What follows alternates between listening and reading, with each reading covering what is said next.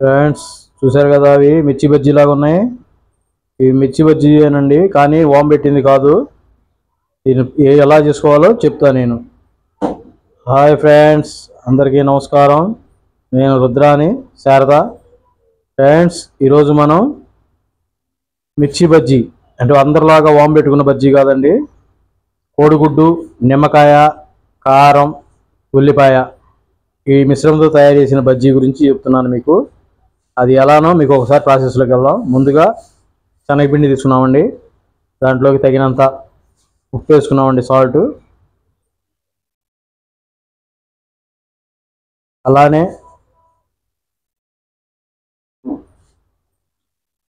దాంట్లోకి ఒక half spoon కారం వేసుకున్నామండి.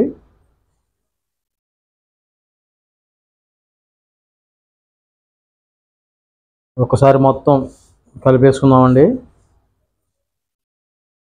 మనం బజ్జీ పిండి ఎలా కలుపుకుంటామో అలా వాటర్ వేసేసుకొని జావగా మనం బజ్జీ పిండిలా కలిపేసుకుందామండి.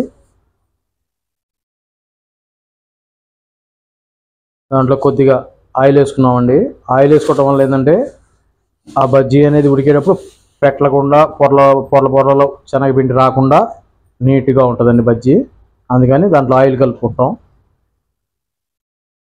కొద్దిగా లైట్గా సోడా ఉప్పు కూడా కలుపుకున్నామండి దాంట్లో.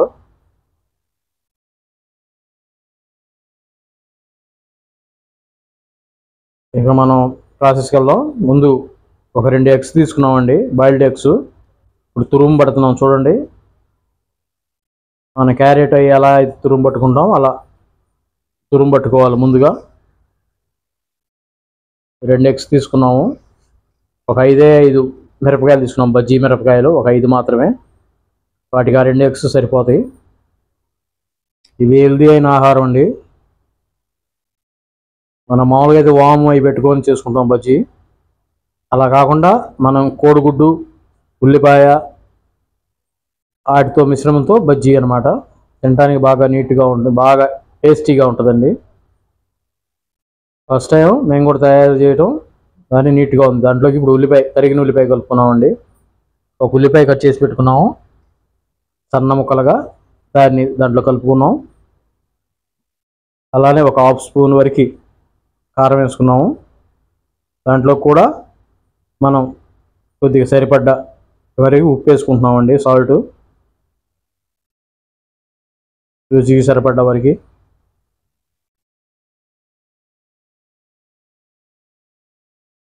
అలానే ఒక నిమ్మకాయని కట్ చేసుకున్నామండి. ఆ విత్తనాలు తీసేసి ఆ రసాన్ని దాంట్లోకి పిండేసుకున్నాము.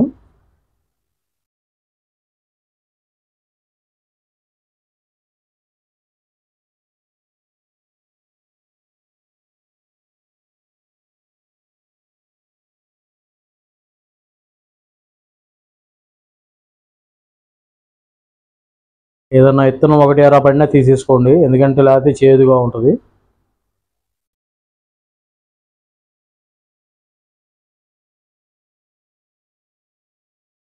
మొత్తం ఒకసారి బాగా కలపకూడదండి, మళ్ళీ నీరు నీరు అయిపోద్ది. ఊరికే పైన మొత్తం కలిపేసుకోవాలి. ఇప్పుడు స్టవ్ వెలిగించేసుకున్నాం. దాని మీద బాండీ పెట్టేసుకొని మనకి బజ్జీకి సరిపడ్డ నూనె పోసుకుంటున్నాం.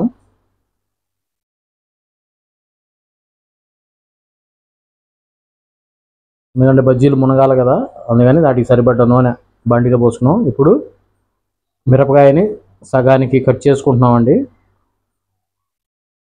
అట్లా తీసేసి ఇప్పుడు దాంట్లోకి ఏదైనా విత్తనాలు ఎక్కువగా ఉంటే తీసేసుకోండి, లేకపోతే అవసరం లేదు.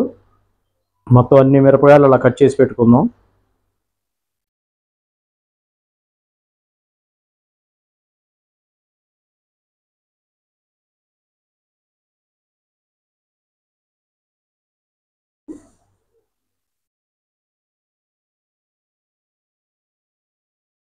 మిరపకాయ చూడండి ఎంతలా ఉందో, వంకాయ ఉన్నట్టుంది. బాగా ఫ్రెష్గా ఉన్నాయండి మిరపకాయలు. కారం కూడా తక్కువగా ఉన్న కాయలు చూసి తీసుకొచ్చుకున్నాం. కారం కావాలంటే మీరు కారం ఉన్న కాయలు తెచ్చుకోవచ్చు, కారం తినేవాళ్ళు అయితే.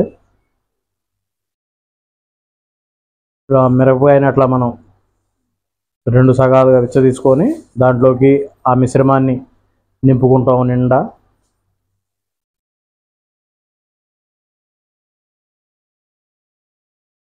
నిండా కూర్చుకోండి మిరపకాయకి ఆ కోడిగుడ్డు మిశ్రమాన్ని.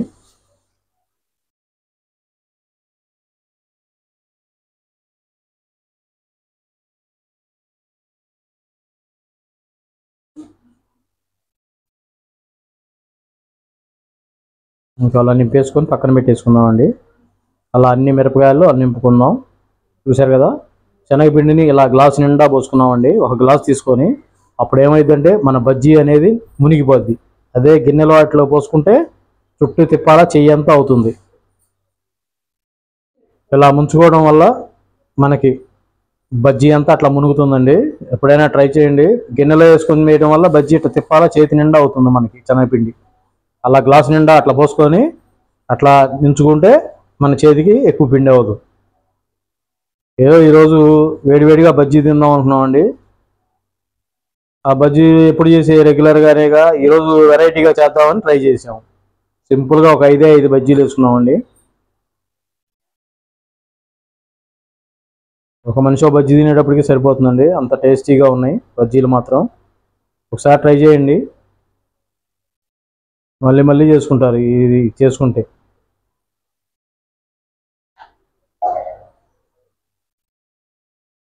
హాయ్ అండి, ఇవ్వండి మన కోడిగుడ్డు, నిమ్మకాయ, ఉల్లిపాయ, కారంతో మిక్స్ చేసి చేసిన బజ్జీ రెడీ అయింది. ఒకసారి టేస్ట్ చేద్దాం ఎలా ఉందో చూడండి.